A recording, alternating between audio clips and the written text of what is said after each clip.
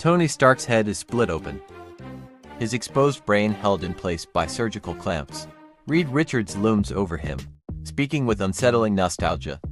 He once admired Stark, saw him as proof that a young genius could change the world, but now he sees the difference. Stark built weapons of death, while Reed claims to be creating life, shaping the future itself. Stark pleads with Reed to reconsider. He calls him one of the smartest minds alive, urging him to stop and think about what he's doing. Tony, suspended and restrained, argues with Reed, listing all the catastrophic events Earth has survived. Cosmic Cubes Galactus. The Ultimate Wave tried to convince Reed that he won't succeed, but Reed barely acknowledges the defiance. Focusing on his work as Tony speaks, Reed accidentally nicks a nerve, causing Tony to choke, but Reed casually reassures him that he'll keep him alive. Reed, detached, reflects on his isolation, noting that if it weren't for Kang, he'd have no one to talk to, his mind consumed by the singular path he's forging. Then it reveals the shocking truth. Tony's brain has birthed the last Infinity Gem. In the wreckage outside Tucson, Thor and Hulk face off, the air thick with tension. Thor challenges the Hulk, ready to continue their fights, while the Hulk responds, "Game on." Thor vents his frustrations, revealing the personal losses he's endured, but Hulk mocks his emotional outburst. Thor, still furious, accuses Hulk of massacring thousands, and with a surge of lightning, he prepares for the next round of their destructive clash. Elsewhere, Ben Grimm finishes off what he believes to be Reed Richards. "I'm sorry, Reed." The weights of what he's done sinking in. He never wanted to hurt anyone, but he was left with no choice. Sue Storm, equally distraught, reassures Ben. The two share a kiss from a nearby monitor. Reed watches. They'd killed his replica, not the real him, he muses aloud. Whether knowing it wasn't really him would spoil the moments for Ben. Tony Stark is still in shock about the gem in his skull, but Reed, unmoved, gives Quicksilver a cold, precise command. "Please go and incapacitate my ex-girlfriend and former best friend." Without hesitation, Quicksilver acknowledges the order with a smirk. With pleasure, Tony and Reed discuss the multiverse, with Tony wondering if all known data about it could be wrong. Reed explains that the universe's death is progressive. It dies faster the closer it gets to death. He tells Tony that finding the treatment, the GEMS, is the key to saving it. Tony realizes that Sue was right. They are like white blood cells, something Reed finds fitting for a biologist's perspective. Reed shifts the conversation to the negative zone, where entire star systems were destroyed. He reveals that only a handful of planets with life survived, including the counterparts of their own planet. In that world, Reed's counterparts, a genius just like him, sought the same answers, setting the stage for everything that's happening now. His counterpart tried to stop the apocalypse with it, but failed, sending his universe into heat death. Tony questions if Reed's theory is that he can do better, to which Reed confidently replies that he can act sooner, having helped create the final Infinity Gem with the Doomsday attack.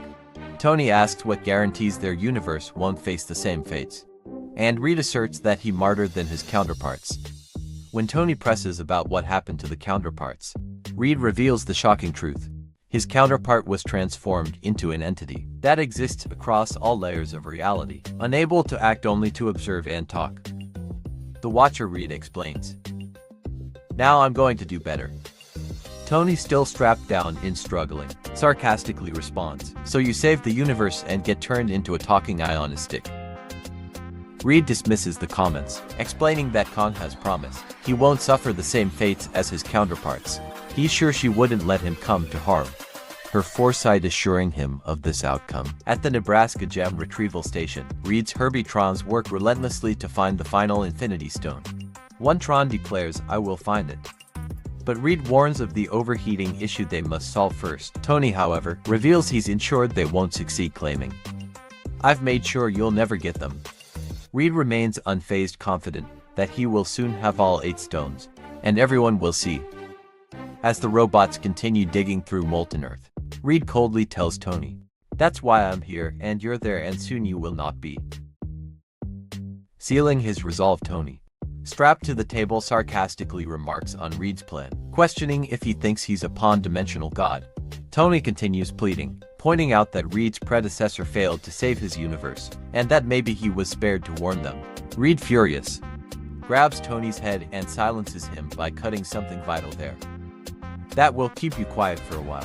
Clint wakes up disoriented by the strange, bright lights that disrupts his enhanced vision. He asks Steve where they are.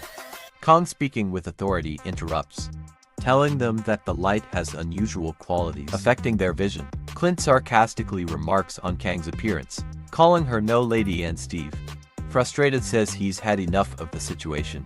Kang, unfazed, warns them that they'll be staying in the area for a while, and advises them to keep their manners. Tired of the situation, Steve grabs Kang's neck and demands to know where they are, and how to get home. Captain America throws Kong against the wall, but it's no use, as she disappears from his grip and swiftly kicks him in the head, coldly telling him not to do this now. Despite the hit, Steve remains determined, pushing through the pain as he reaches for her. As Kong steps back, preparing to leave, opens a portal, her presence unwavering as she walks through, leaving Steve behind, blooded but still defiant. As Kong leaves through a portal, it becomes clear they're trapped in the negative zone, surrounded by its eerie, desolate expanse. The looming structure is just the beginning of their nightmare. Monica Chang is woken up by Nick Fury, who asks how she's doing.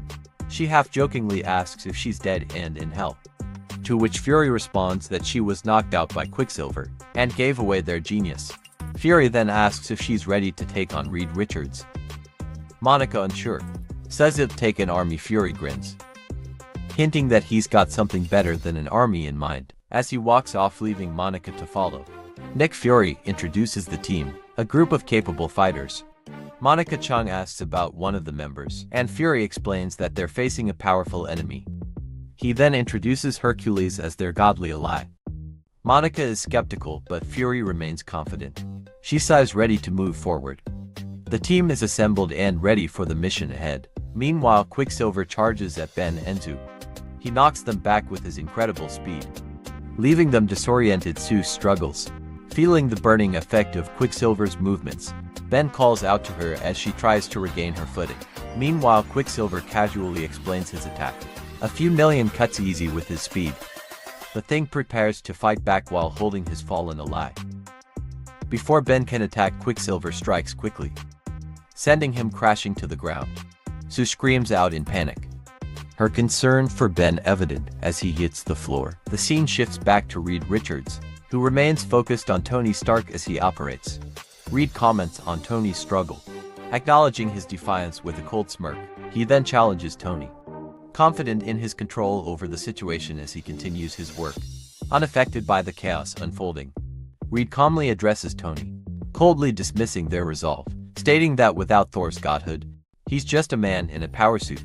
He mocks their attempts to stand up, pointing out how physically incapable they are of continuing the fight. Tony, though battered, responds with stubborn defiance, insisting that despite everything, they've always fought back and always won. He refuses to accept defeat, no matter how overwhelming the odds. Reed, unfazed, continues his taunts while Tony, fueled by sheer will, refuses to back down, making clear that they will keep fighting and never give up. Reed calmly notes that he turned off the oxygen pump before Tony could finish speaking, explaining that he severed everything below the C1 C2, and Tony's heart and lungs have stopped. Goodbye, Tony Stark. It's been a pleasure. As Reed leaves, Tony's heart goes flat, the monitor showing a long, steady line signaling the end.